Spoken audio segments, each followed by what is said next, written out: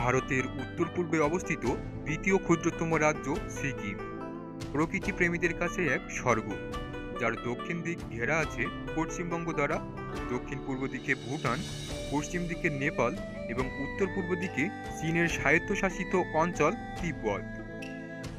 সুন্দর পাহাড়, গভীর উপত্যকা এবং জীববৈচিত্র্যে ভরা সিকিম পর্যটকদের কাছে একটি অতি পছন্দের জায়গা।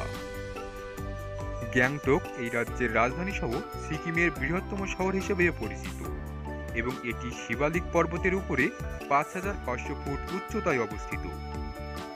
মোট ৬ লাখেরও বেশি জনসংখ্যা সহ সিকিমের মোট আয়তন হল মোটামুটি প্রায় ৭,০০০ বর্গ কিলোমিটার। রাজ্যের অধিকাংশ এলাকা পর্বতময় হওয়ায় সিকিমে গ্রীষ্মকালে বেশ দারুণ একটা আবহাওয়া বিরাজ করে, তাপমাত্রা ২৮ ডিগ্রির বেশি অতিক্রম করে না। অন্যদিকে শীতকালের তাপমাত্রা হিমাঙ্কেরও নিচে নেমে যাওয়ার কারণে এখানকার বাসিন্দারা মেরুদণ্ড শিহরিত কম্পন অনুভব করে। ১৯৭৫ সালে সিকিম ভারতের একটি অংশ হয়ে ওঠে এবং তারপর থেকে রাজ্যের রাজনৈতিক পরিকাঠামো দেশের বাকি রাজ্যগুলির মতোই মেনে চলে। সঠিক নির্বাচনের মাধ্যমে নির্বাচিত ৩২ জন সদস্যকে নিয়ে এখানকার বিধানসভা পরিষদ গঠিত।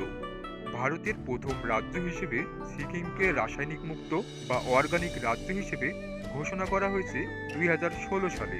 সিকিমে চাষবাসে কীটনাশকের ব্যবহার রীতিমতো অপরাধ হিসেবে গণ্য হয়। কেউ জমিতে কীটনাশক ব্যবহার করলে $১,৪০০ বা সমপরিমাণ পর্যন্ত অর্থ জরিমানা হতে পারে, এমনকি জেলও হতে পারে প্রায় ৩ মাসের জন্য।